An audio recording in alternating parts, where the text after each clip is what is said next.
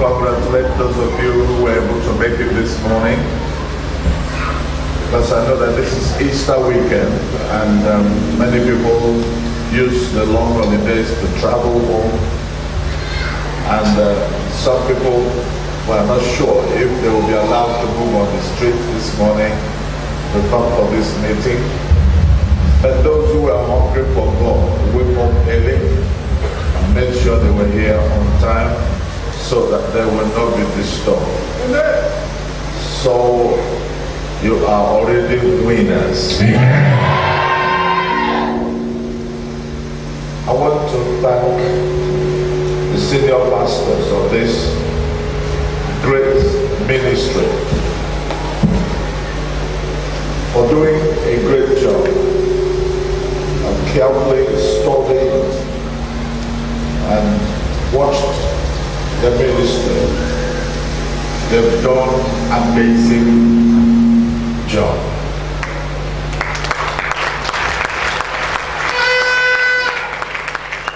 I will also say, I've observed that you have the liveliest worship team in Pentecostal.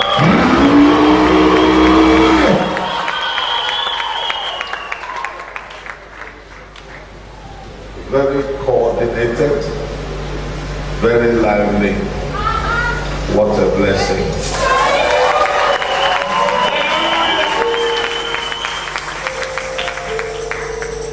Finally, I've discovered that you are a happy bunch of people.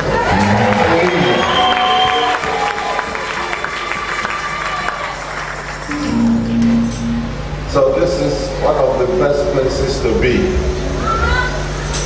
because virtually everything you need in life is here.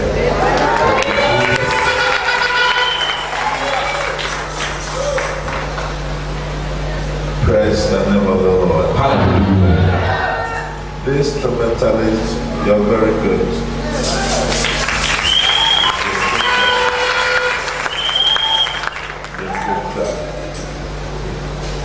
You may be seated.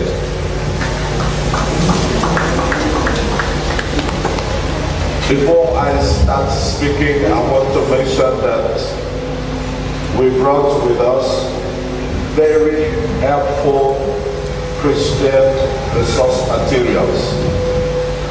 Some of them are books, very powerful books, books that you can relate with.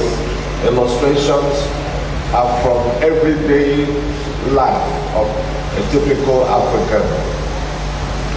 These books were written by me and my wife in different locations of the world. As we are moving around, we saw needs, or we realized needs back home, and we sat down and began to write. And eventually came home and tidied them up. Some we finished there, and they will really, really equip you to live a victorious Christian life. One of them is 4 levels of spiritual warfare.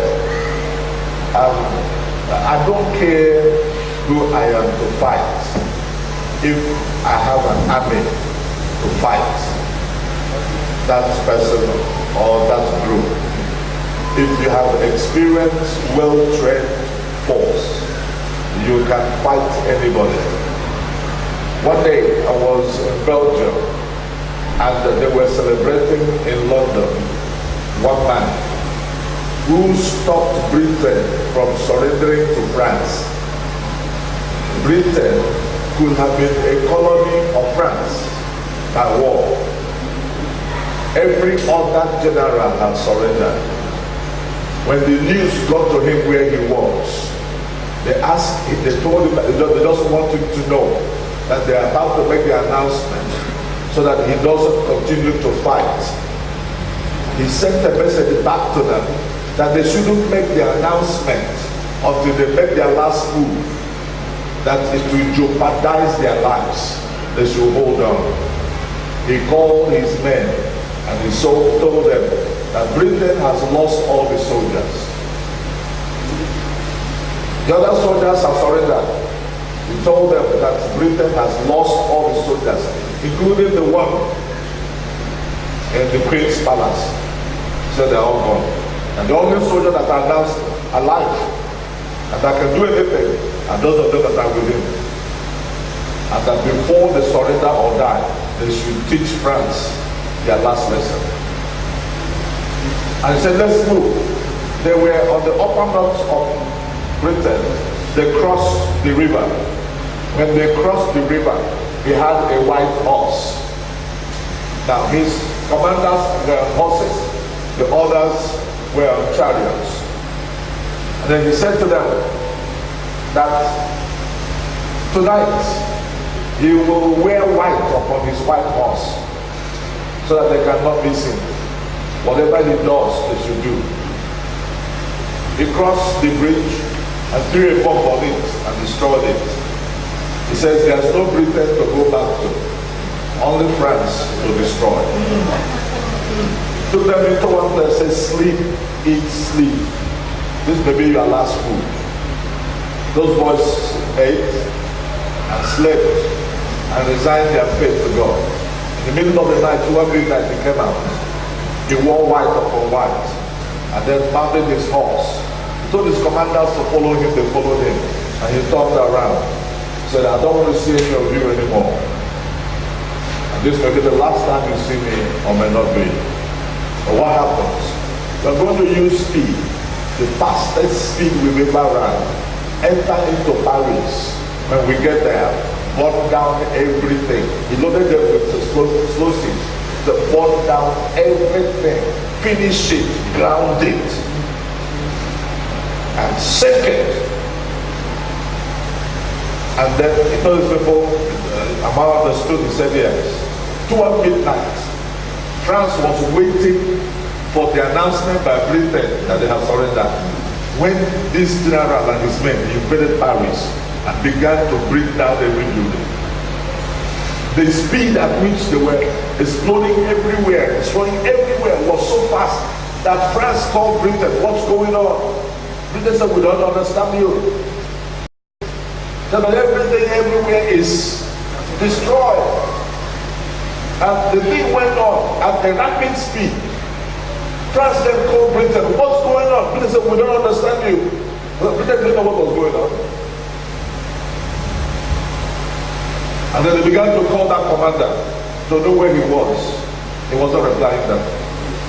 They called him again, wasn't replying them. Then Britain said, one of our commanders are unities. He said, you may be the one causing the trouble. France said, then call him back and tell him, let's have a ceasefire. No longer asking them to surrender. Now they were asking for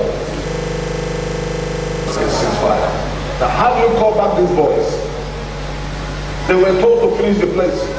Whether you are alive or dead, finish it. And then the news now began to go. Britain began to use radio, use everything. So try to call back these boys. Before you call them back, they had finished Paris.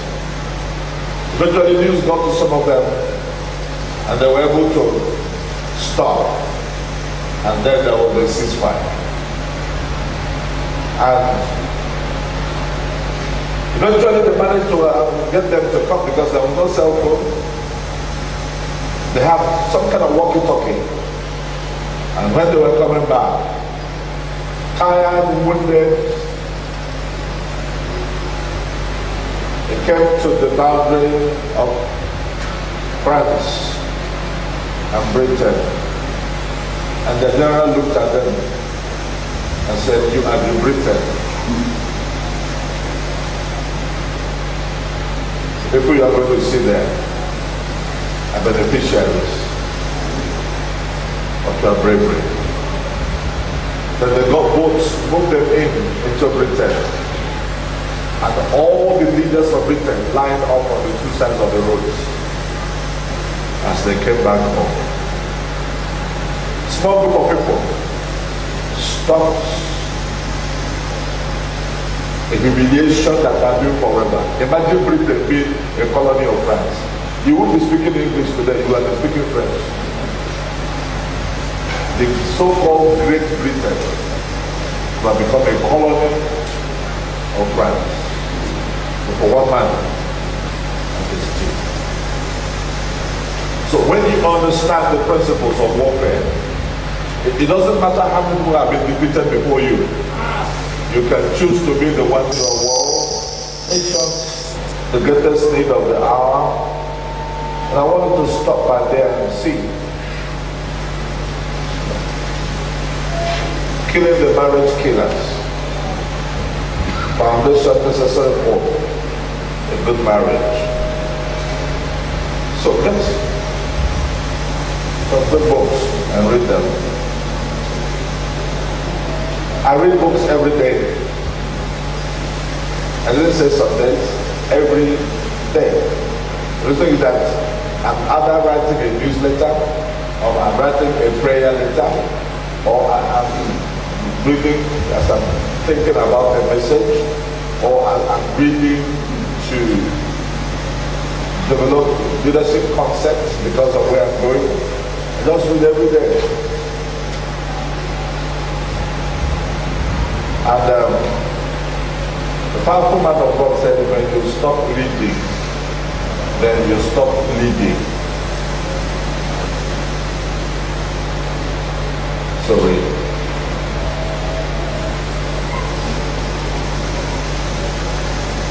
There's no difference between somebody who went to school who does not read and the illiterate who didn't go to school in the village. Because two of you don't read. Two of you are the same. So enjoy yourself, please.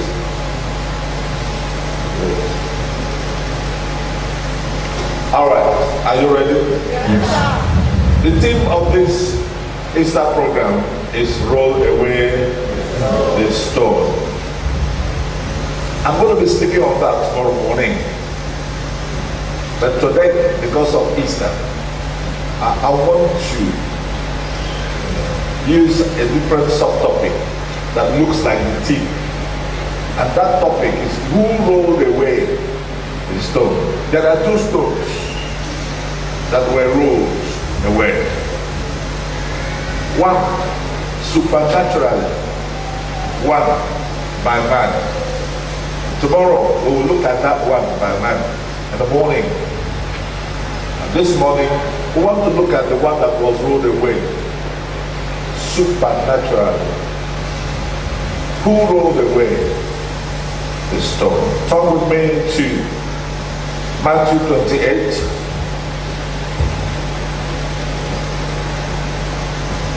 Matthew is the best book in the New Testament.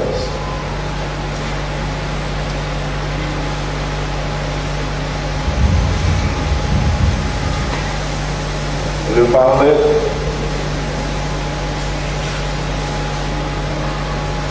Some people are still looking. Alright, let's look at verse 1.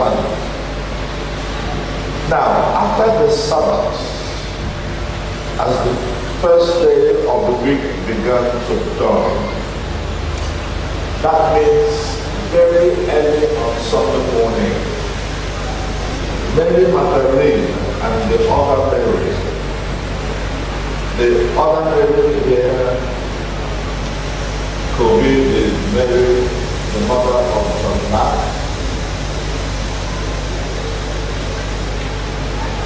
came to see the tomb of the Lord Jesus Christ.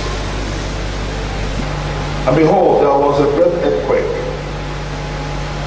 for an angel of the Lord descended from heaven and came and rolled back the stone from the door and sat upon it. His countenance was like lightning, and his clothing as white as snow. And the security guards, the soldiers of Pilate, the servants of the Pharisees and Sadducees and the high priest, shook for fear of that angel and became like dead men. What that verse says is that they were paralyzed, frozen, and they laid like stones themselves on the ground.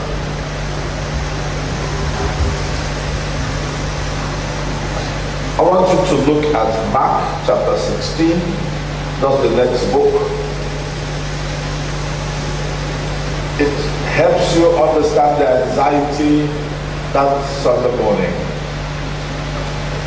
The next book, just after Matthew, is Mark chapter 16.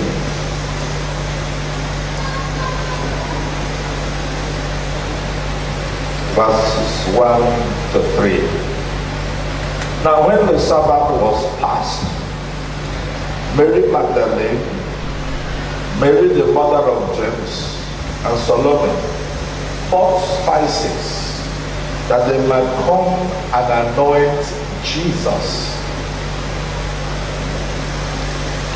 Very early in the morning, on the first day of the week, they came to the tomb when the sun had risen. And they said among themselves, who will roll away the stone from the door of the tomb for us? But when they looked up, they saw that the stone had been rolled away, for it was very large and great. So they had access. And entering the tomb, they saw a young man clothed in a long white robe sitting on the right hand side, and they were alarmed. And he said to them, do not be alarmed. You seek Jesus of Nazareth, who was crucified. He is risen. He is not here. See the place where they laid him. But go tell the disciples and Peter that he's going before you into Galilee. There you will see him, as he said to you. Roll away the stone. A few years ago, an atheist, an English journalist by name Frank Morrison, he wrote a book. The title was Who Moved the Stone? He grew up in an environment where, as he went to university, there were these science professors, philosophy professors, who dismissed everything in the Bible as fabricated stories. And he grew up hoping to contribute and confirm their positions concerning the Bible. Yes, he kept trying to write the book to disprove the content of the Bible. So he now made up his mind that the best person to attack in the Bible is the Jesus of the Bible. And because of history, that he will look very closely at the last 7 days of his life, being his wicked days, when he was tried, slapped upon, accused as a thief, hung on the cross and buried. He don't tell them, this is it. So he took off. And then he went to Jerusalem. An English journalist. He carried out his interviews. Then he began to write his book. The first chapter, he called it the book that refused to be written. Because he didn't know how to approach it. Second one said Jesus the prisoner and the real case against them. The third one, the third chapter, he said what happened before midnight on Thursday. That is Thursday, 2 days ago, before the Easter. And then in chapter 4, he said between sunset on Friday night and the dawning of the sun on Sunday morning. Number 5, he said the collected witnesses of the great stone. And chapter 6, he now was writing on who moved the stone. It was at that point he gave his life to Christ.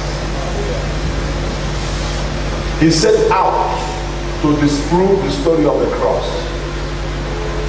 He ended up writing most of the reliable documentations and literature in defense of the resurrection.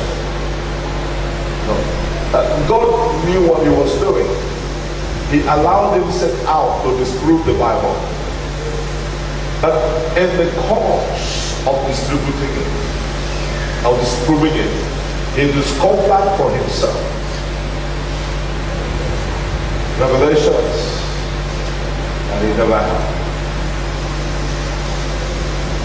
He interviewed eyewitnesses, documentations of history, archaeology. He went to the place and asked them the size of the stone. Of course, it's incredible for women to think they can push it. It was deliberately put there by dozens of soldiers.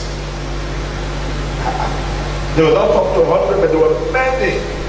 They were asked to put it there so that the 12 disciples of Jesus Christ would not really be able to open it, even if they wanted. They can't, because they were interested to see that Jesus does not rise from the dead or come out from that grave. Now, when you look at Matthew 27 before the 28th, they had paid money, hired extra security, went to Pilate, asked for extra soldiers to watch over that grave, to make sure, particularly on that Sunday morning, that nothing happens to that stone. Because if anything happens to that stone, then all their efforts and every accusations and allegations and the trials against Jesus will be futility. And their integrity will be lost. And even Pilate himself, all of them, the soldiers went there. But thank God for these ladies. The custom in those days was that somebody is buried sometimes in a cave or in a tomb near the house, and they put a door that's like a stone or a marble, sometimes with wood. And because they don't want the decomposing body to be smelling everywhere, they go and put some spices that kill the odor, the foul odor. And depending on how rich the person is, or how poor the person is, then they will put the spices. But if the person was buried far away in the burial ground, probably they would do it a couple of days and stop. But if it was a burying place near the house, this one was near the house, so you have to use expensive, very strong and powerful spices so that the foul odor will not fill the compound. Friday was over, Saturday was over, and they felt like, let's go before the stench gets bad. Let's go and minister to the decaying body of Jesus. Emotionally, they took off. And they began to reason. What about the stone?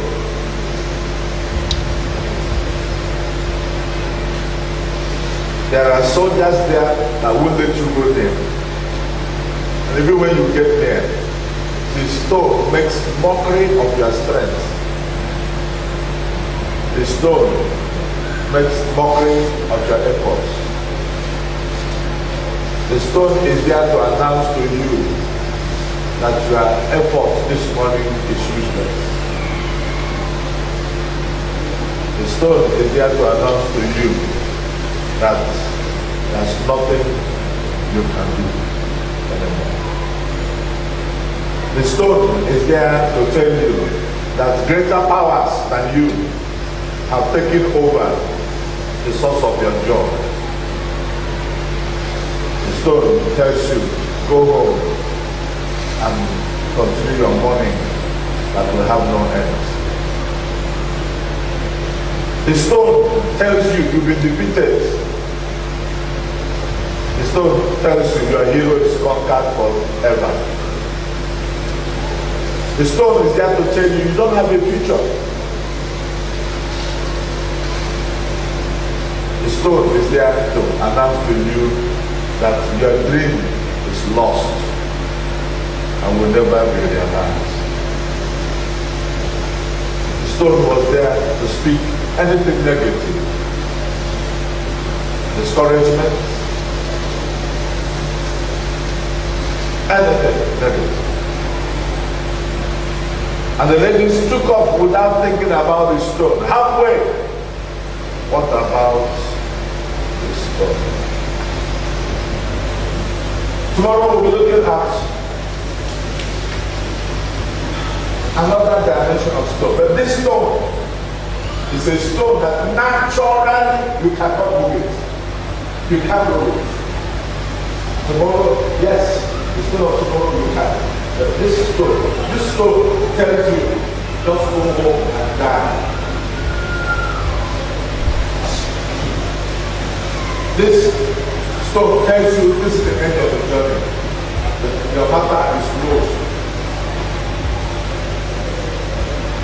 That's the stone. There's a similar case in the Bible. You find it in Acts chapter 12. And I want us to read that, and I will summarize the two.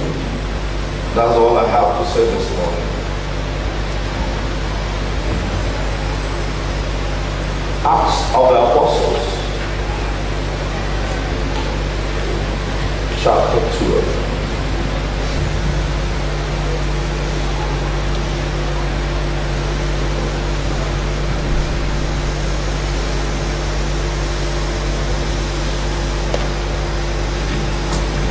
Now about that time, Herod the king stretched out his hand to harass some. From where? You haven't found it? Church. Have you found the place? Yes. He stretched out his hand to harass the people. People from where? Church. My village people will say, save me, see trouble. Why would that be an occupation for a king? Why would that be a good business for someone? There are thieves, there are robbers, there are criminals. He will not fight them, he will not harass them. And told himself, my job this year will be to harass those who go to church. Okay.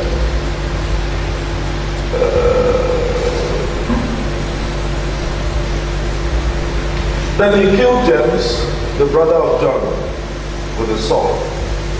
And because he saw that it pleased the Jews, he proceeded further to seize Peter also. Now, you know what's happening? When Jesus rose from the dead, the church began to grow. the news went out. They couldn't control what was happening. Now, somebody came to help those people who lost by killing the disciples of Jesus who were now preaching the good news, hoping that in doing that they will succeed to do what they couldn't do when they closed the grave with a stone. He came and said, I can help you. I will kill all his apostles and Christianity will be dead. And that pleased the people who were the custodians of Judaism, who were frightened that Christianity would take away their traditional religion.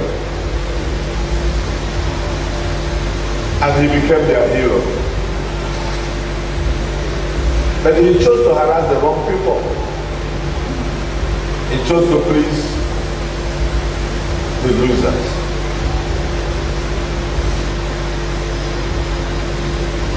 Then he proceeded further to seize Peter also. Now it was during the days of unleavened bread. So when he had arrested him, he put him in prison. Now, look at that verse 4, very close. And delivered him to 4 squads of soldiers to keep him. Now, 4 squads of soldiers means, a squad means 4 people backing each other. That is, one is facing the east, one is facing west, one is facing north, one is facing south with weapons. So that from whichever side there's movement, somebody will see the person moving. Now, one squad was not enough. He put 4 squads to keep one prisoner. All right. And intending to bring him to the people to be killed like James, he has made a pledge. I will wipe out all his apostles and close down Christianity. They say, hey, you are the king we want.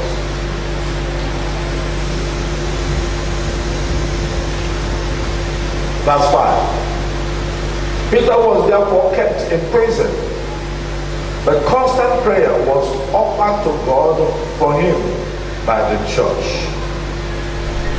If there's nothing the church knows how to do, they know how to pray. And prayer has power. Prayer has power.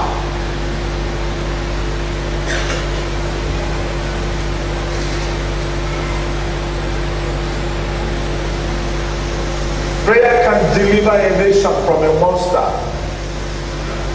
There was a time we had a leader in this country who was turning into be a monster. And in a gathering, a prayer gathering in GRA, we lifted our voice and we said to God, how long will you keep this monster to harass us?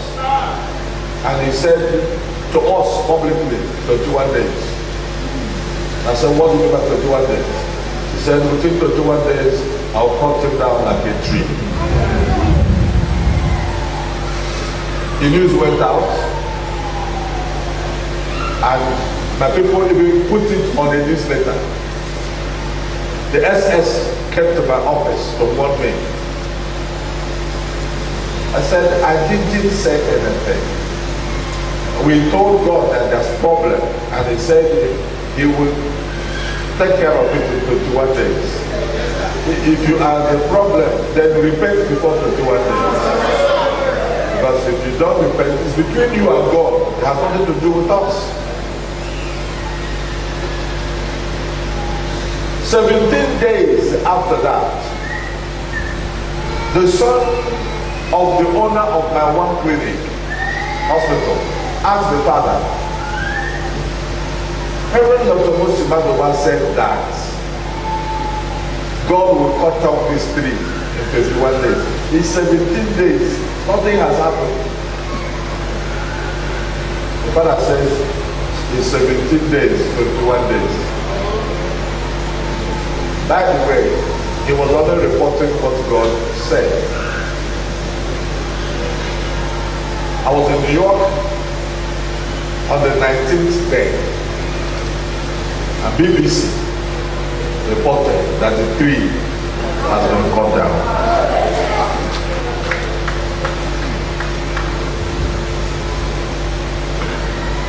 I was one day walking in my office outside this place. The Lord said to me, go to Australia and open the heavens. Australia. Eventually my wife convinced me to go because it's a long distance. Flew 27 hours in the air. And I got there. I didn't know they have not had rain for 12 years. Hello? What do you think will happen if in Nigeria you don't have rain for 12 years? Huh? You will hardly find Gary and soup.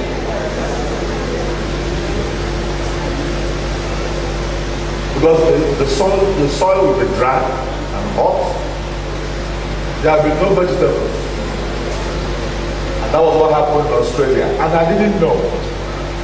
When God asked me to go and open the heavens, I thought it was a spiritual thing, maybe for a revival. But he asked me, when you get into that place, drive to the nearest sea, put your feet in it, command the heavens to open. I got there and I told the Nigerian embassy to release cars to me, and they did. Their drivers took us 3 hours journey to the nearest sea. We got there, stepped out, put our feet in the waters. And I looked up to the heavens and I said, let the heavens over Australia now open in the name of Jesus. Then we prayed in tongues and closed the prayer and walked out of the sea. As soon as we stepped out of the sea, it began to rain. Now, I had not at that point known that they had not had rain.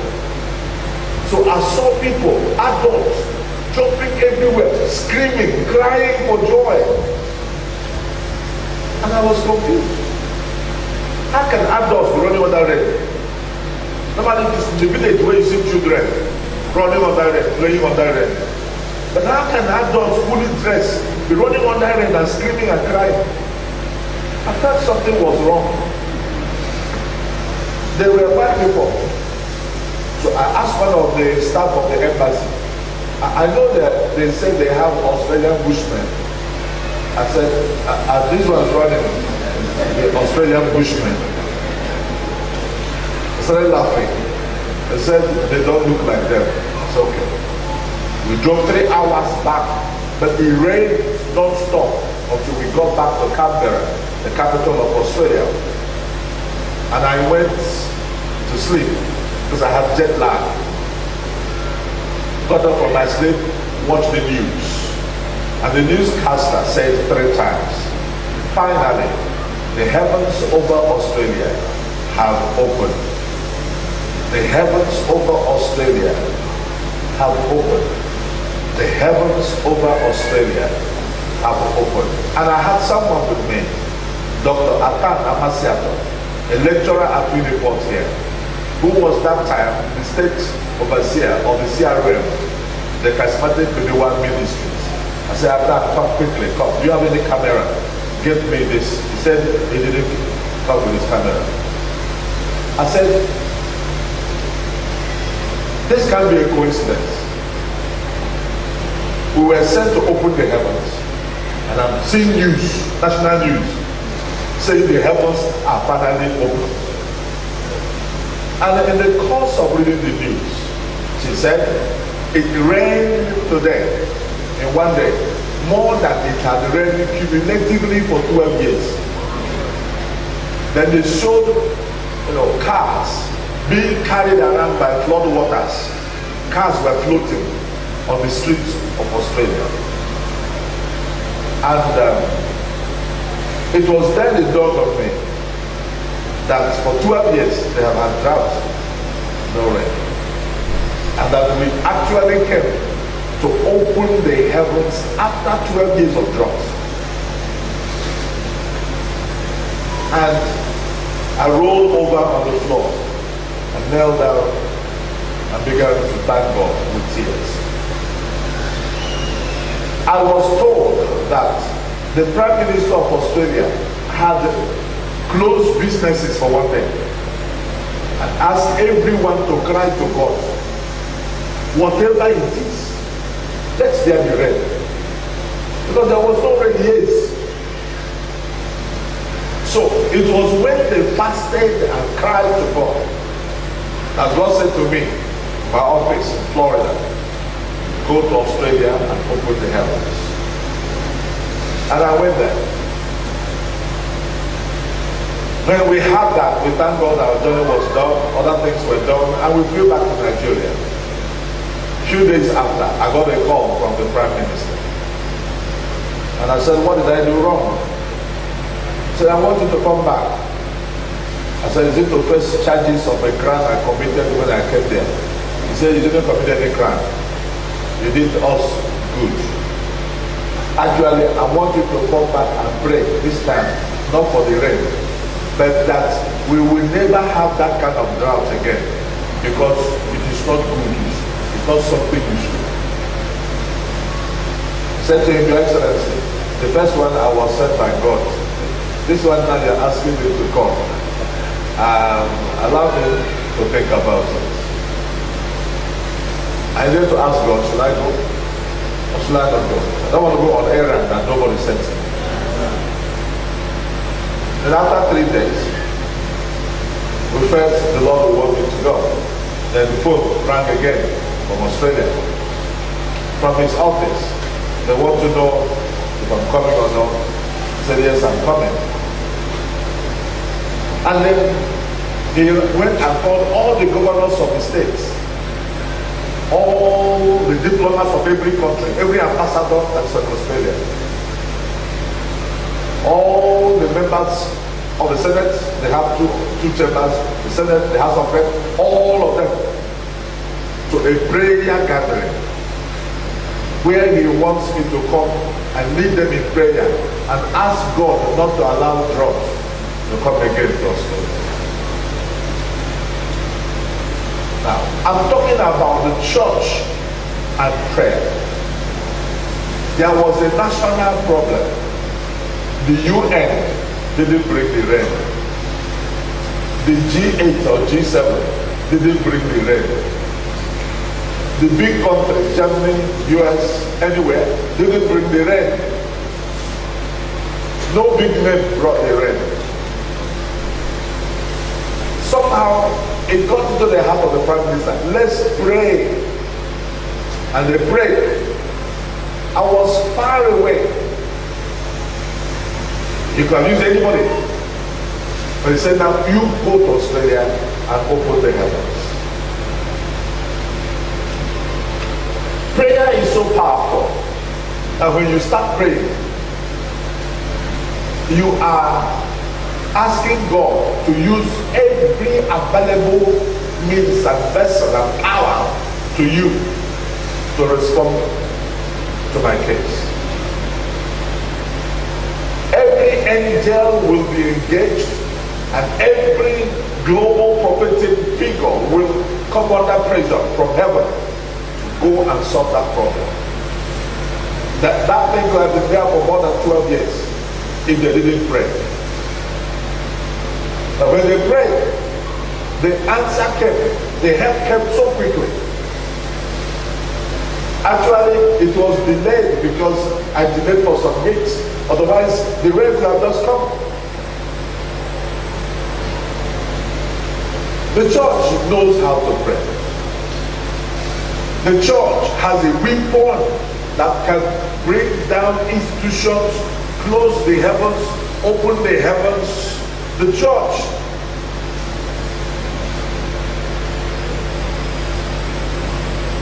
It's the most powerful institution that I know on earth.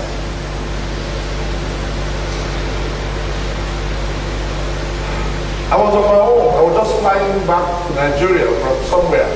And in the air, I had the Lord tell me go to somewhere and start destroying the shrines. And I went and called the pastors and told them what God said to me. He said they've been waiting for somebody to lead. They were all ready. We went on destroying close to 1,000 shrines.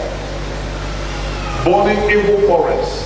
Destroying terrible things that have held people in bondage. The one they say are untouchable. The last one I had to destroy, they told me they will use me to sacrifice on that altar if I come. They told the Commissioner of Police that I was a troublemaker and that when I'm killed, shouldn't do anything. They announced in the radio that whoever knows me should tell me not to come to that community. If I come, that I'll be used to sacrifice to what they call namely. That shrine has been there for 560 something years. And I said to the Lord, did you hear the announcement on radio? He said yes. Should I go? He said yes. Then I got a call from Commissioner of Police from that state. He said to me, are you so and so? I said yes. He said, we've learned that you're a troublemaker. I said, yes I am. Did you say you are? I said, yes I am. So I've been recruited by God to harass Satan and to make trouble against everything that they do for the glory of God. He said, but you know that the constitution of this country gives everybody free religion. I said, yes. I'm not stopping anybody. I'm only saying that what is evil is evil, but to destroy it. God said so. And that's what I'm doing. He now said to me, I have received instruction from the Royal Highness, the King of so and should not come to the community. And because I received instruction, it is my office to protect this, and maintain peace and order. Before then, he didn't know that I've known him very well. And I called him by his name. And I said, I am told that you go to the mountain of fire. And that you worship there, where you command every demon to die. The General Overseer, Dr. Daniel Olubere, is my personal friend. Are you a different person when you go to church? And a different person when you go to work? I was not on the same side, killing all these things, die. Which one?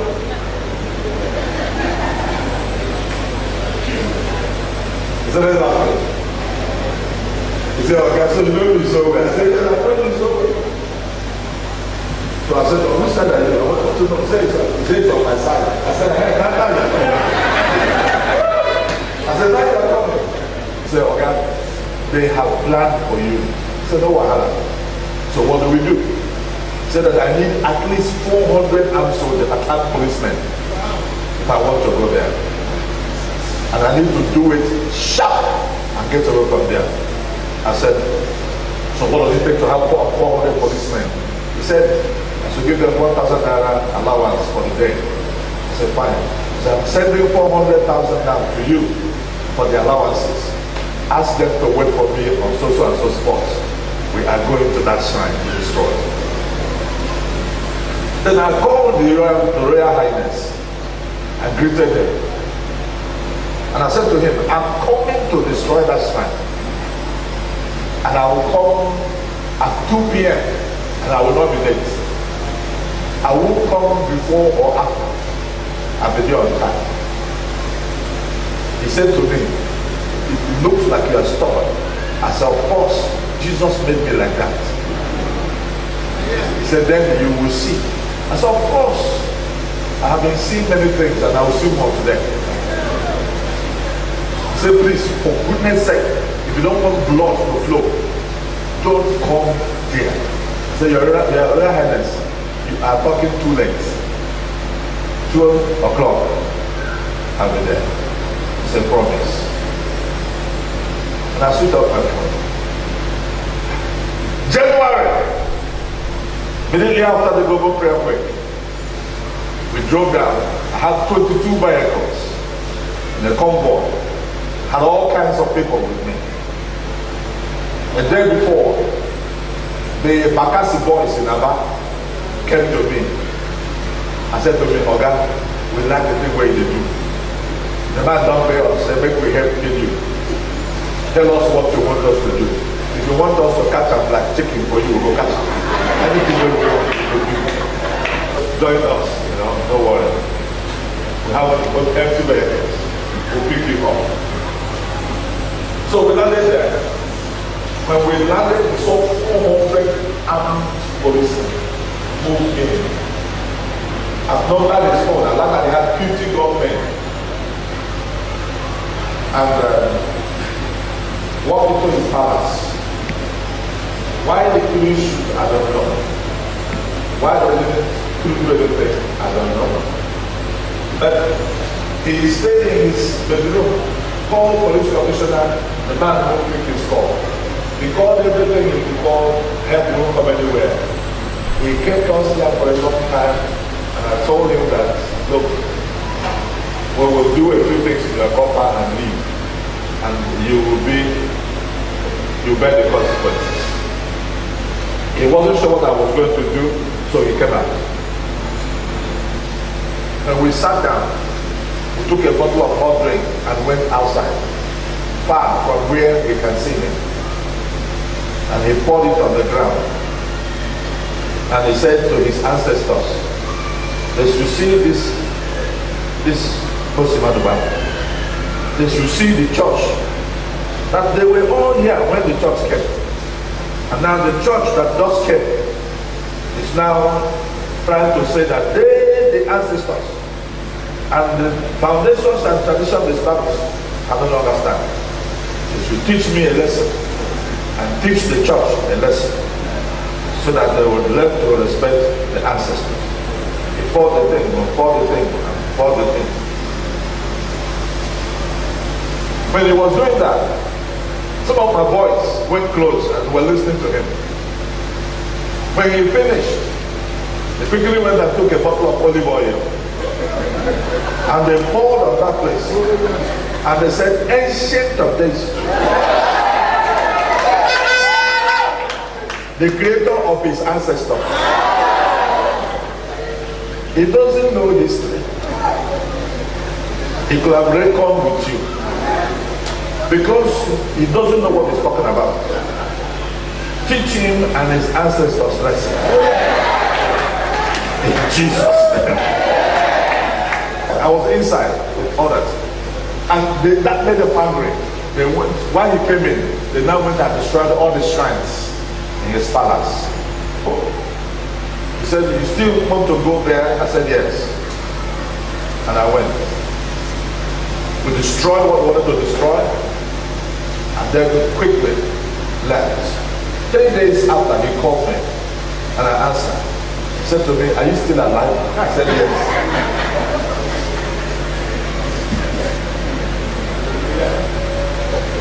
Praise the name of the living God.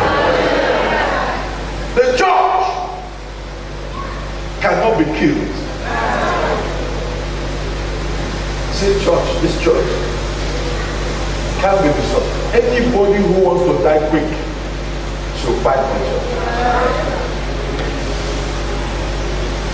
Should fight the church.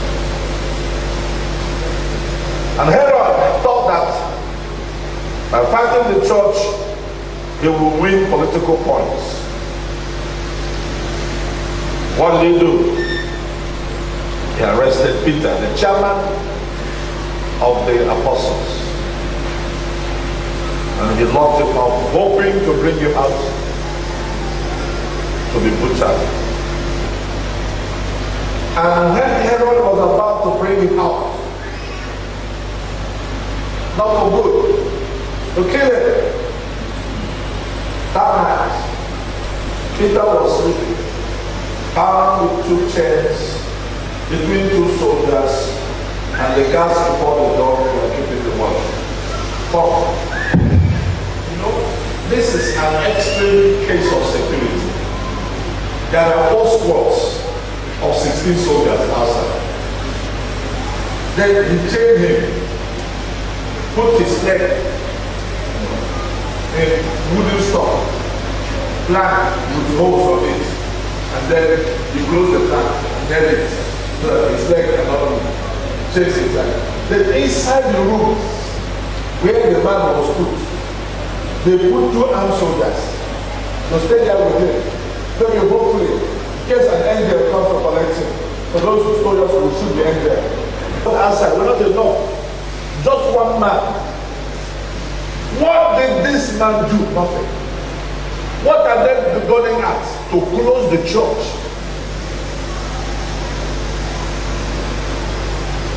Close the church. When you hear sometimes attack on your pastor, attack on his name and integrity, false accusations, it may not have anything to do with that. The enemy will be aiming at you. And he knows that when he strikes the shepherd, then the sheep will scatter. And then they can pick the sheep anyhow they want. Don't join them. Because in their security is your own security. In their safety is your own safety. Peter was in prison, not because of himself. He was in prison so that the church can scatter. His security was the security of the church. And they were thinking that God would keep quiet. No. I'm sure that Herod must have also gone home with the key of the prison. Because he would not trust anybody. The prophet would think that some may take bribe and release Peter. With all those security, he may have closed the gate. And by the way, it was not an ordinary gate. That gate, the thickness of the gate is as thick as the wall of this building. And it was massive. And it was true. And to open it, 2 or 3 people will open one side. If you have to open it completely, 2 or 3 will open the other side. Heavy. And when it is locked, the padlock is not like the padlock you buy in the market. The padlock is as big as half of this TV screen. When they close it, it's final.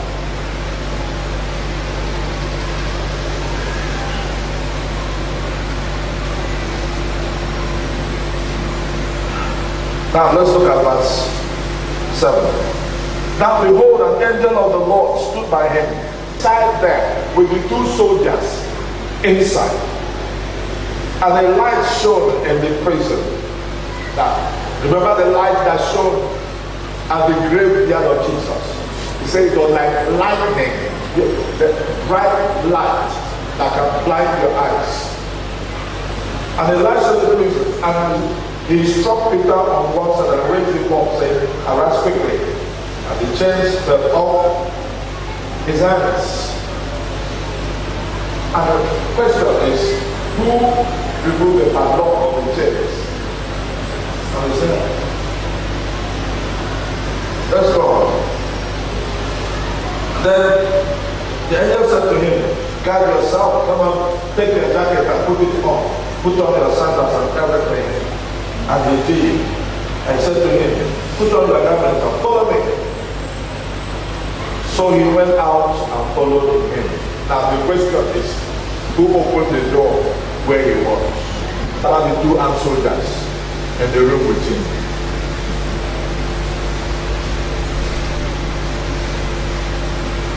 He went out and followed him, and did not know that what was done by the angel was real. They thought he was seeing a vision. When they were past the first and the second guard post, they came to the iron gate, the gate I just told you about. That gate makes mockery of the strength of every prisoner, because when you remember that gate, you won't try to escape, because you can't pass them. You can't. They came to the iron gate that leads to the city. The iron gate to represent those obstacles the devil puts before you that look impossible. It could be from your background. It tells you you can't be this. This is impossible. It could be from your resources. What you have in your hand, it tells you this is impossible. I had a visitor 2 days ago. This visitor in this town didn't have a job for 7 years. So for somebody who hasn't got a job, no income for 7 years, you will know where he shops.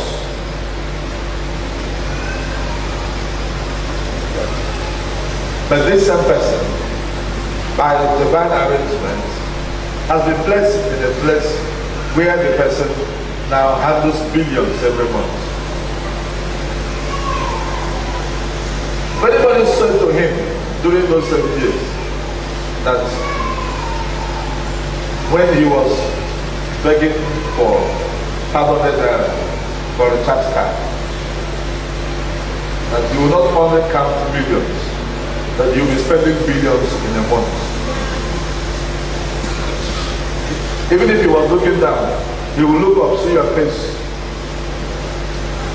to ask you, I beg, don't insult me. Don't insult my situation. Even if the empty central bank I brought it to my house, can I count billions in a month?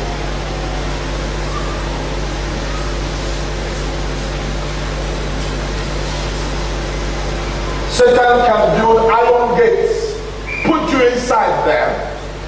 And anytime you think of greatness, of rising up, of being someone, it reminds you, iron gates.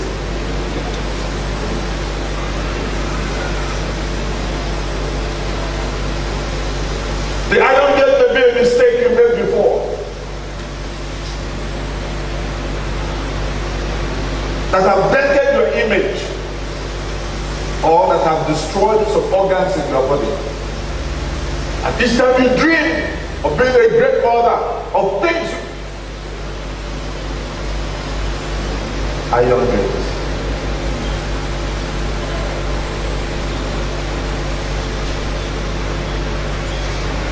It could be your past records, like Joseph. You've gone to prison. So that is the end, because anytime you're filling the form, they'll ask you, have you ever been an ex-convict? Or are you an ex-convict? Have you ever been to prison before? Because once you put that down there, so as far as Joseph was concerned, if he fills a form, he cannot be a prime minister. So, if he dreams, okay, like he normally dreams, and the devil will say to him, ex-convict.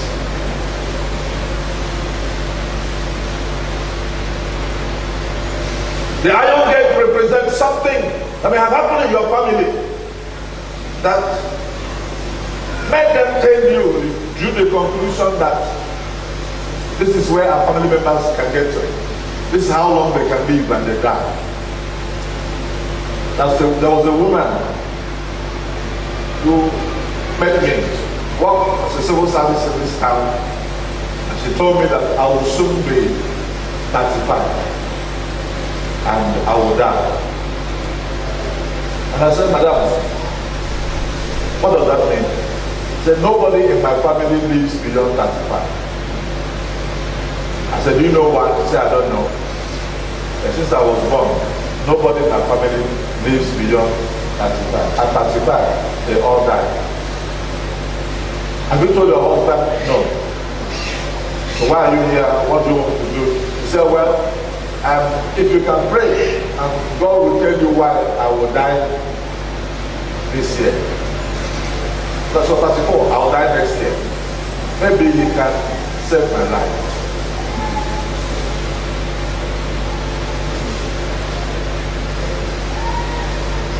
So I said, okay,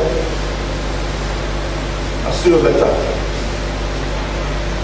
And then as we were praying for her, God said that her grandfather married many wives and used them anyhow, changed them anyhow. Anytime he sees a young girl, he will forget the ones in the house and go after the young girl.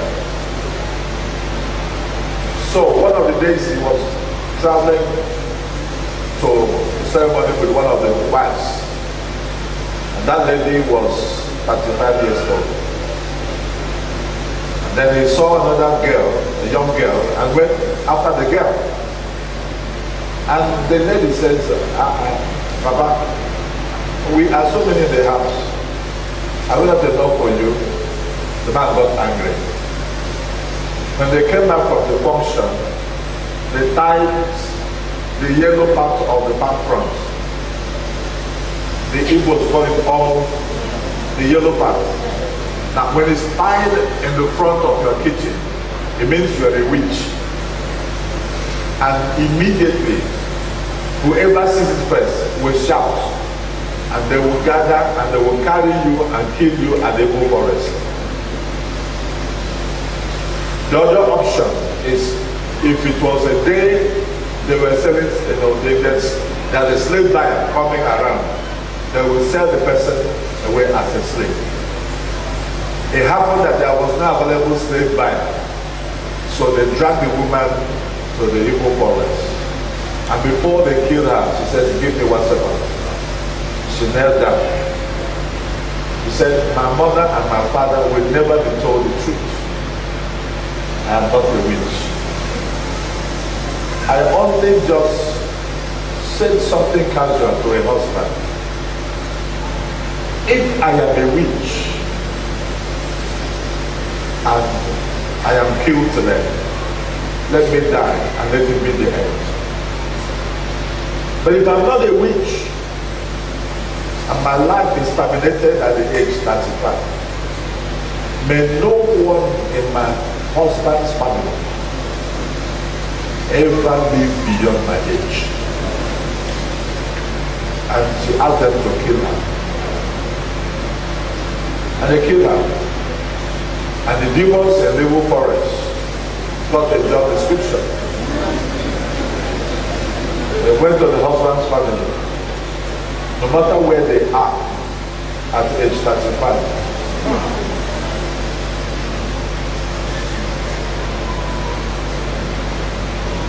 So when we got that, I sent 2 pastors to meet with the family, mainly the married ones, to forgive the wickedness of our family. And I got any living male children of the family to apologize to the wives. Then I asked the pastors to break the curse, send back the messengers from the Igbo forest. That woman is about 52 years old now.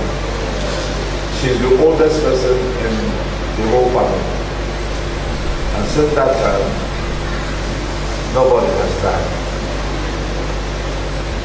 For her, until she met us, she said she was beginning to mourn her death.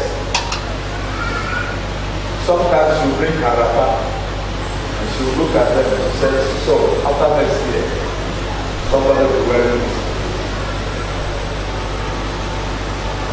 Sometimes she will stand in her kitchen and she will look and get lost. So after next year, another woman will come to see. Sometimes the children will go to school. said bye-bye to them. Then witness one more year.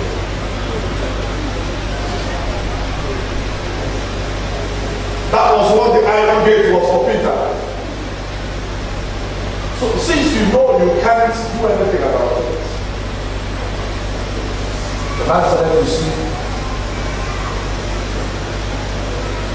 and resign the matter to God while the church prayed.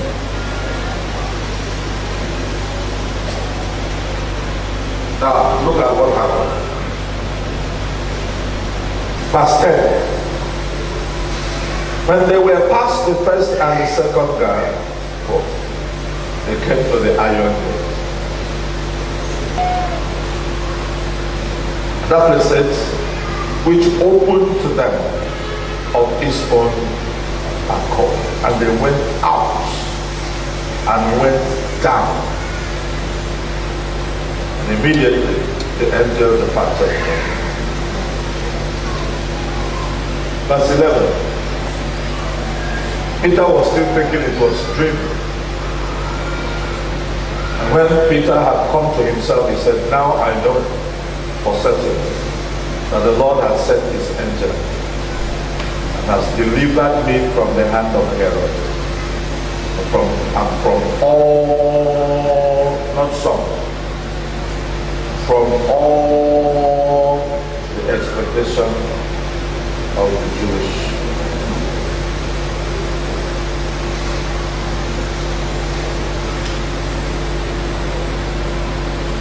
So what about King Herod? The one that we went out to find the church. Verse 23.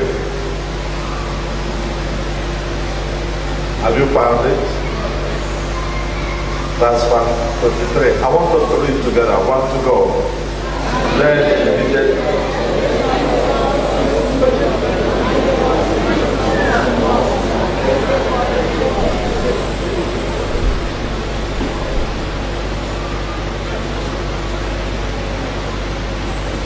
There are stones that are supernaturally rolled away by God. He made the safest stone.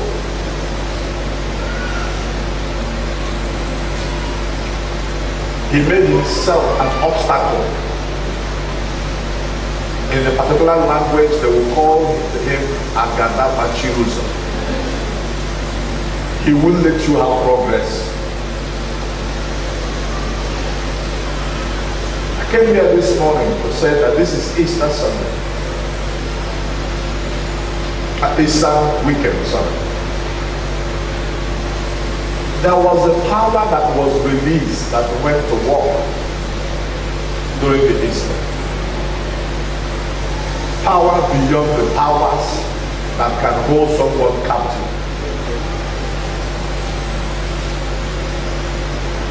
And I come to announce to you that that power has not weakened. That power has not been withdrawn.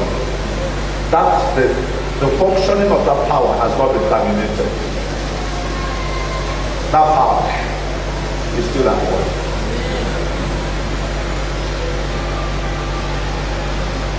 Who rolled away the stone was the man's question. If there's no God, there's no angel, fine. There were soldiers there.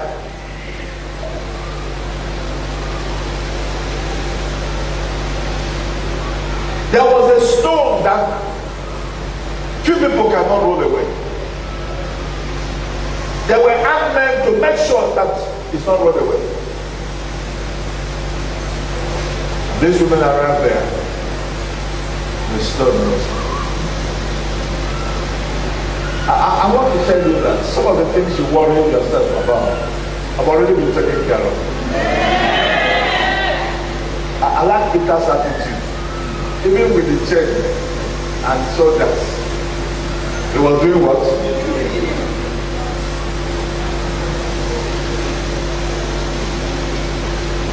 Some of people have been awake, sweating, having high blood pressure. Say, this God, would you travel? This God, are you on vacation? This God.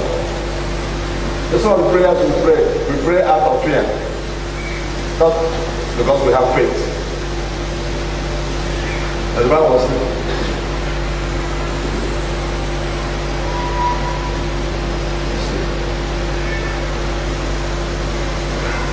The sang a song said, why worry when you can pray? Tell it to Jesus. He knows what to do. Some of the things that you have gotten yourself. The women were responsible. Who will roll the stone?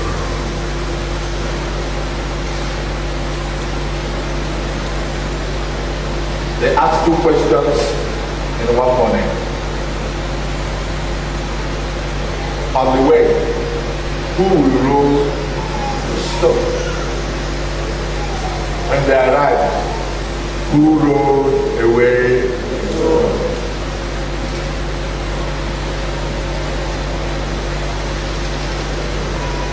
That thing you are worried about,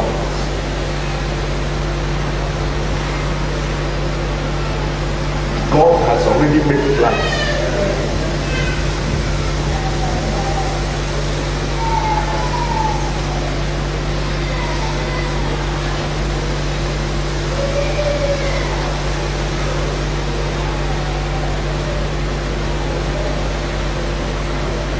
I'm going to ask the power and the God that rolls away stones.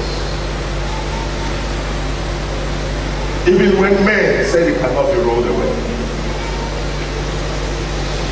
So attend to your case this morning.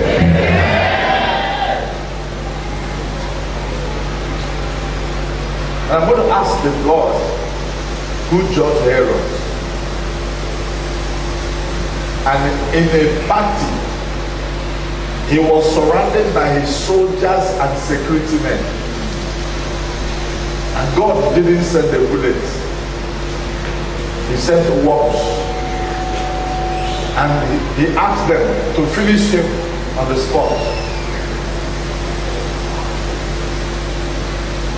The host of a party, His Royal Highness, King Herod the Great, was hosting a party. And suddenly, worms ate him up, and a skeleton was left for trying to harass the church.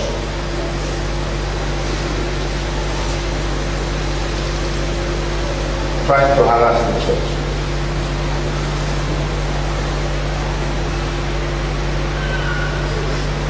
Maybe the church was praying in panic. They were not quite sure how long God will take before He intervenes. And God is God.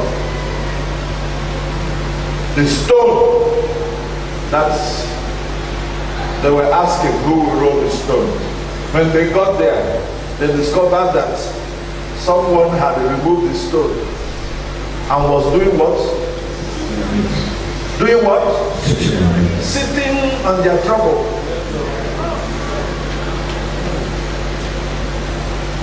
Somebody has conquered their problem and was sitting on it.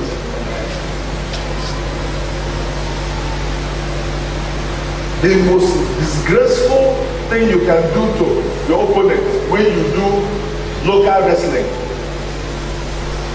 is to carry him, hit him on the ground, and do what?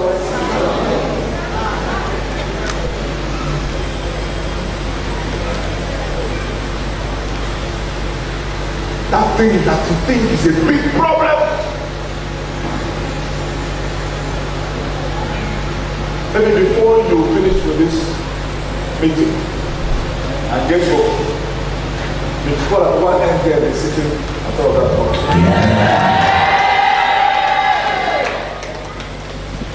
Has conquered moving.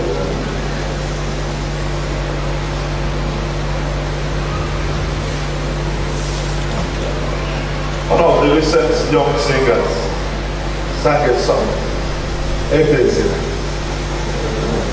Jokunanso. Huh? Yeah.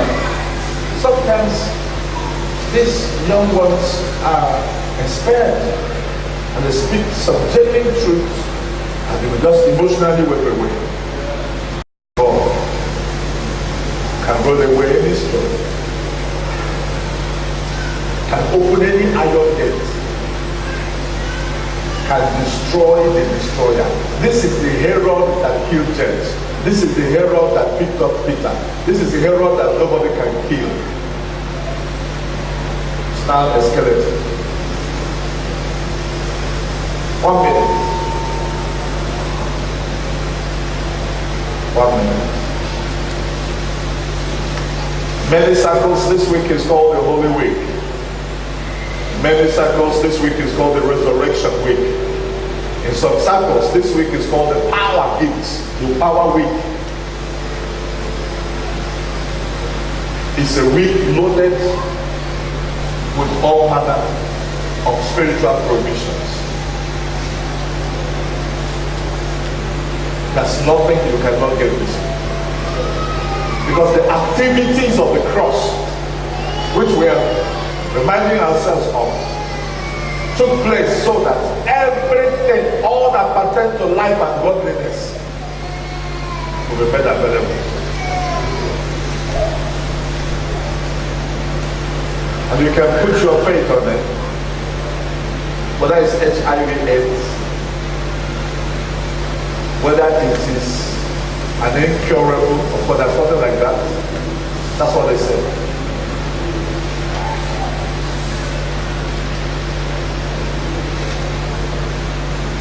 A few weeks ago, about 3 weeks ago, a young girl stood. We're having a prayer meeting, and I asked people to write whatever their prayer topics was. She was told that the brother to her friend had a hepatitis type that is incurable. And she wrote it and dropped it there. And we took it up and prayed over it. The next time she met us, she said the boy went to the hospital for checkup and for his drug.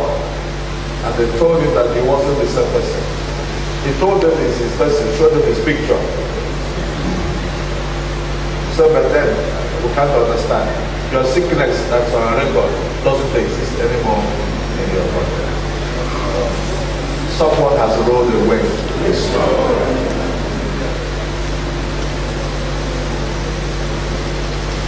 Some of you are afraid going to the village because there's a Herod there.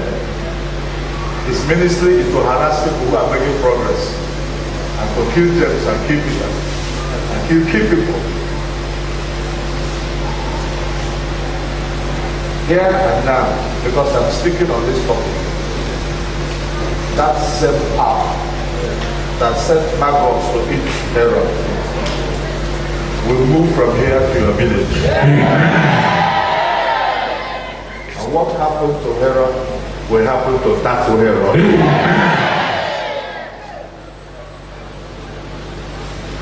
Whatever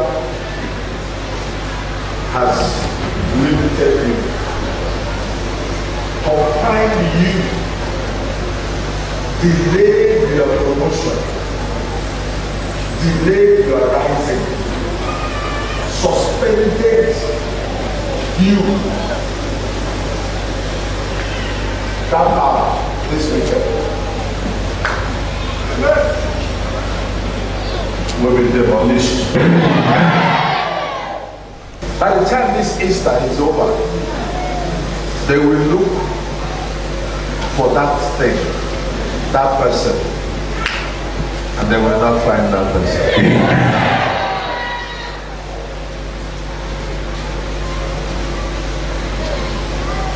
Every stone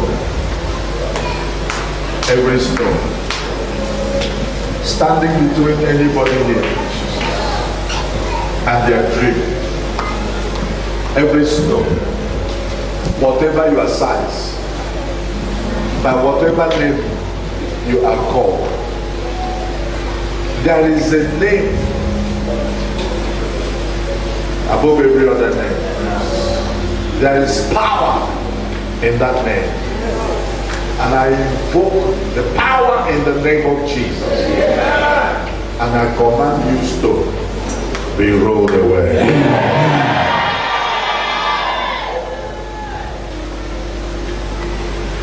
Are you in the office? Are you at the business place? Are you in the house, in the marriage? Are you in the finances of the living store? Hear the word of the Lord. Be rolled away. Thou hand that moves stones without the aid of any man. Thou hand that opened Herod's iron gate without the hand of Peter. At the count of 10, every stone, every iron gate, before anyone that is here present, must go. Amen. I want you to take 1 minute to say to the Lord, what you want him to roll away. I want you to tell him the gate that must open. I want you to tell him the herald that must go this weekend. And as a reason to harass and to kill, that herald has lost the permission to live. He can surround himself with soldiers. He can have all the money in the world. That herald is condemned to die this weekend.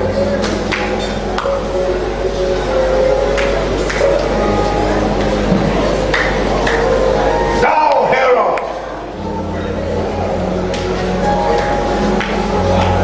that wants to deliver someone here to destruction tomorrow.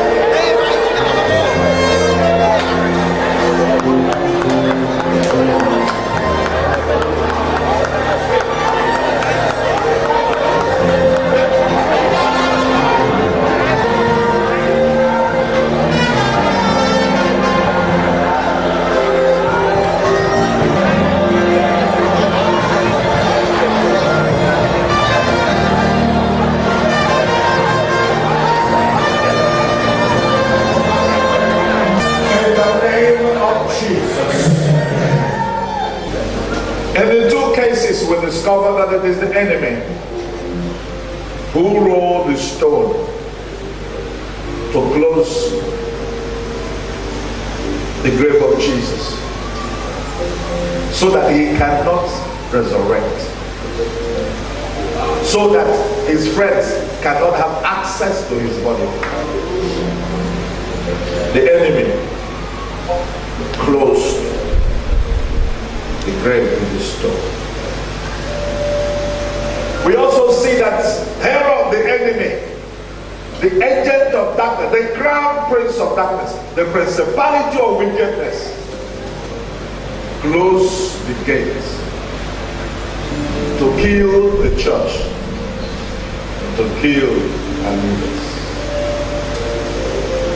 But they didn't know that the God of the church is greater than all of them put together. I'm going to make a demand on your behalf. I'm going to command the powers in the sea to send back what was buried in them. I'm going to command the earth to open and return what was buried in it. But as the winds to blow, bring back what was scattered in the wind. I'm going to speak to the moon to decode and to return things programmed in times and seasons that happen to someone here and families from time to time. And the God that rolled away the stone, and the hand that opened the iron gates, will bring them to pass in the name of Jesus. Amen. Father, anyone by sorcery that the enemy has closed the womb, tied it in such a way that no baby can be born in that womb.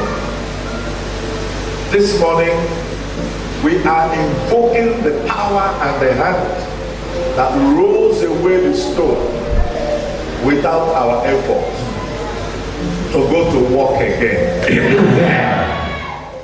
Let that rope, that thing that is by sorcery and divination used to tie someone's womb, let it be torn to pieces in the name of Jesus. Let that person that's been waiting for a baby for a long time and hasn't had it, and leave from this meeting and conceive that baby in the name of Jesus. Father, this promotion that is supposed to come to someone, and someone has rolled a stone against it, so that he will not rise, he will not be promoted. Thou hand that rolls away the stone before we know it, may I ask you that you move on the behalf of such a person. Let the person report to work and discover that the Agadamachulusm is no more.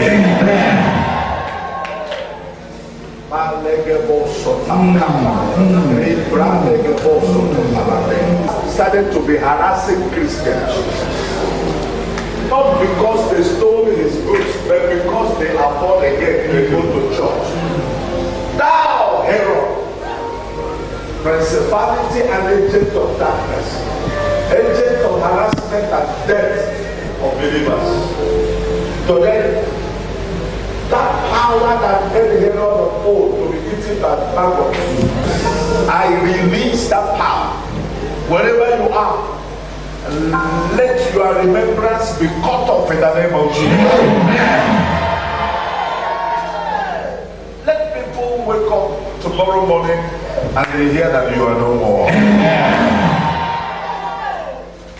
Doubt that harasses people, marriages, by suffering and enchantment and divination. You said they will not live together. They were living together and suddenly they cannot live together anymore. You are the troubler of marriages. Now that confuse people, young boys, young girls, and make them derail their destinies. Your job is to do wickedness. I treat you like a hero. Wherever you are this weekend, I judge you and I cut off your remembrance in the name of Jesus. Now, that rewards evil for good. When they give you money, you use it to scatter the work of people. That they can't have money after they have given you money. They cannot prosper after they have helped you. Your wickedness has found you. In the first place, I command your sorceries against the innocent now to be broken in the name of Jesus. And as for you, the judgment of Herod is upon you. Let your remembrance be cut off in the name of Jesus. Creation. The day Jesus was crucified, creation, you responded. There was an earthquake, the land quaked. The day came out. The grave couldn't keep them anymore. The sun went black, the moon couldn't shine. Everything revolted. We call back that revolt. We invoke it back again. Anybody's future and destiny buried on the ground, buried in the waters, thrown in the forest, thrown anywhere at all. I command an earthquake. I command all of you to open. Return them in the name of Jesus.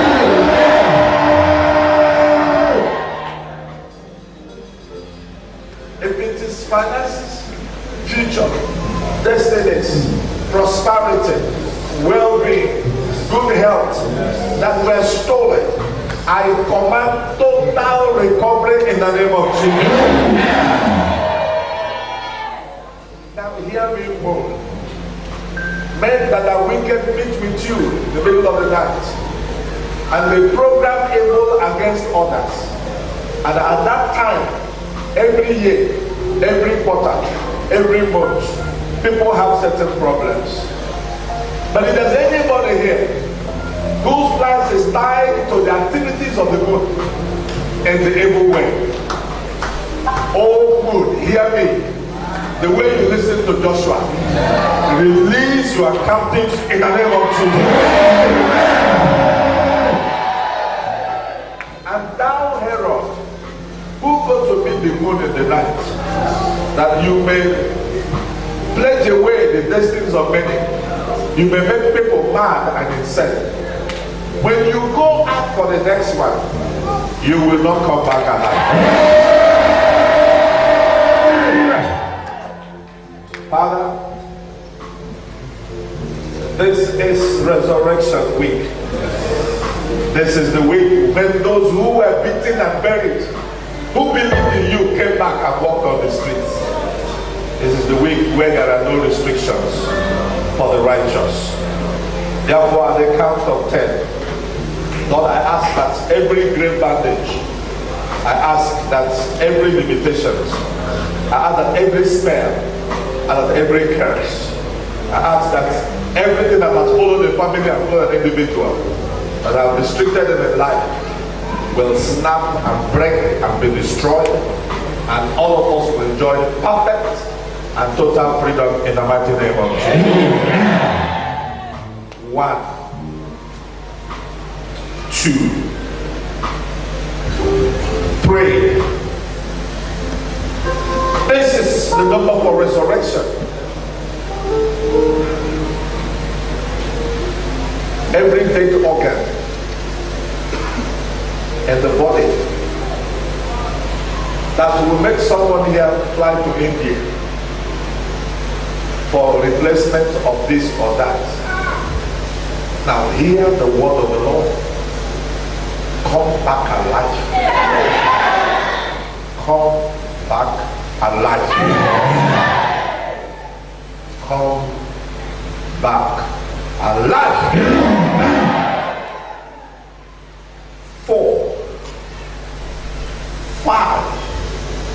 I speak that grace may overrule the argument of the powers of darkness, the handwriting of ordinances, the accusations of the enemy. No matter what the past has been, let grace and mercy speak over every life here. And let every chain fall apart in the name of Jesus. Let every stock that restricts how far we can go, when we can go, and how we can go, now break in pieces in the name of Jesus. Father, what about those soldiers? The first squad of soldiers, the two inside that must be paralyzed. Lord, is there anybody here whose life is monitored? Monitored from a coat, monitored from a mirror, monitored from the water. Is there anybody whose life is monitored from this village? Or by somebody in their office? Every monitoring agent of darkness, go blind in the name of Jesus. Every agent of the enemy sent to monitor anybody here, whether physically or spiritually, watching their movement, intending to do them evil. May it happen to you like it happened to the agents of Herod. Be paralyzed in the name of Jesus. That the pathway of God's people may be clear, and they will pass through the iron gate. And thou iron gate, Peter didn't touch you. Thou iron gate, that is safe between breakthrough and victory and bondage. Hear the word of the Lord. The same way you opened for Peter when the angel was leading him out. This morning, this Easter day, we command you to open for everyone here. In the name of Jesus. Let all the evil padlocks now go up, go up, go up, go up, go up. And the supernatural hand of God. Let the force of God open that door. Let there be access to breakthrough. Access to hidden riches. Access to your inheritance. Access to your property. Access to your peace. Access to your health. Access to what belongs to you. In the name of Jesus. Now 6. So.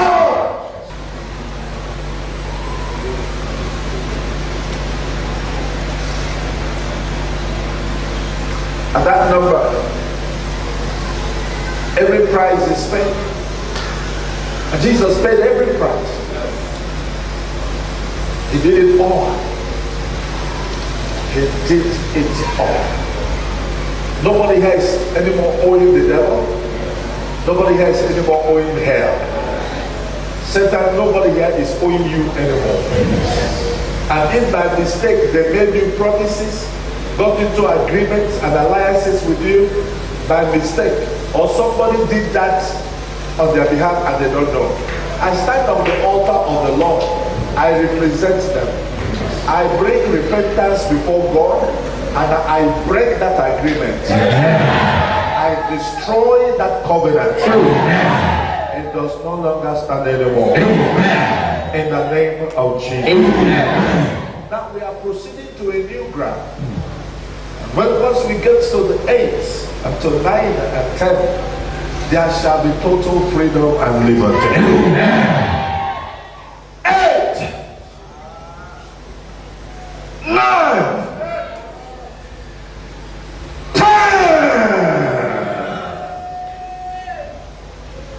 Whether it is in the village, or on this ground, or at home. Anybody connected to anybody here, I set you free. I set you free. I set you free. I set you free. I set you free. I set you free. I set you free. I set you free. I set you free.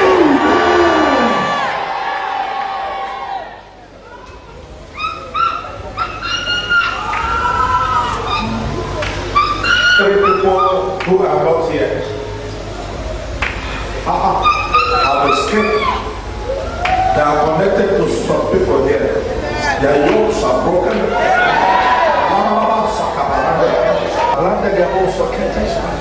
There are still 5 people. They are struggling with it, but there shouldn't be a struggle. There's a hand that delivers.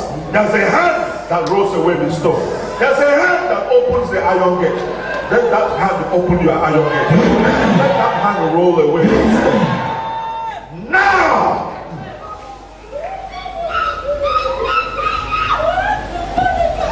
There shouldn't be any struggle. There shouldn't be any struggle. There are still 4 people. There's still a struggle. I don't know why.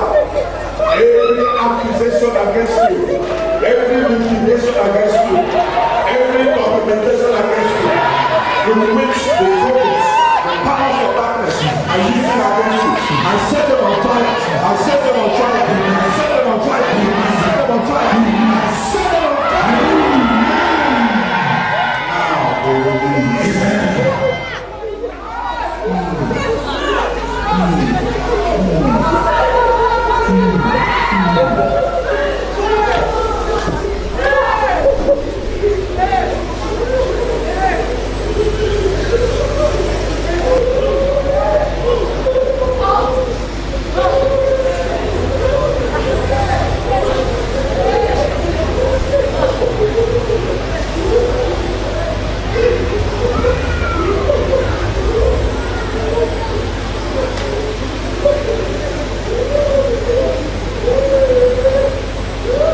Father, we thank you.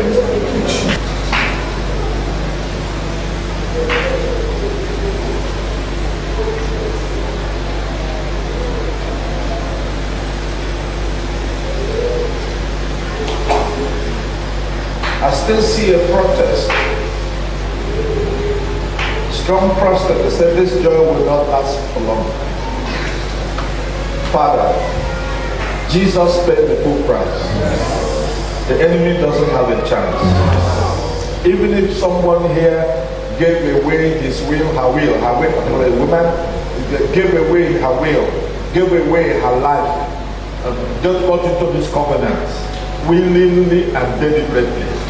Father, in the name of Jesus, I command the power that overrides, sovereignly overrides the will of man and the power of Satan to move on behalf of this woman. Amen. Let the fire send this one back. Amen.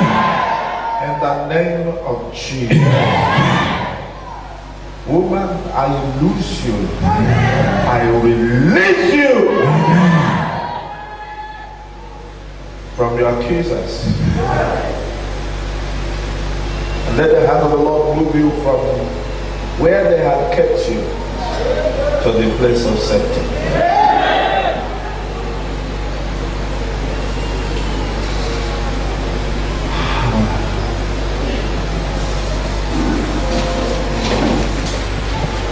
Yes.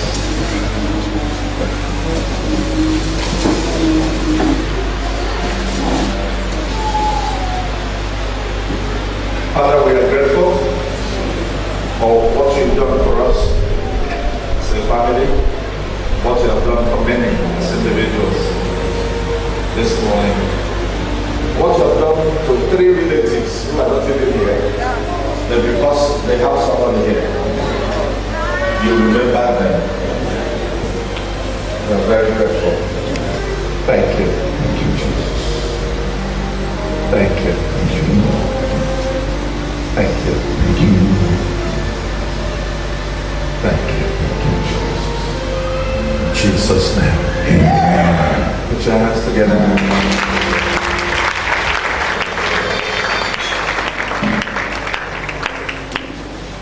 There are 3 people you are Please, when they call you, you get the news, be kind enough to tell your senior pastors. Be Because that is an extraordinary work of God on your behalf. They are not even here. And maybe you cry to God, you mention their name, I don't know. The 3 people who are not here receive supernatural intervention. That does not mean that any of us didn't get anything. We were blessed.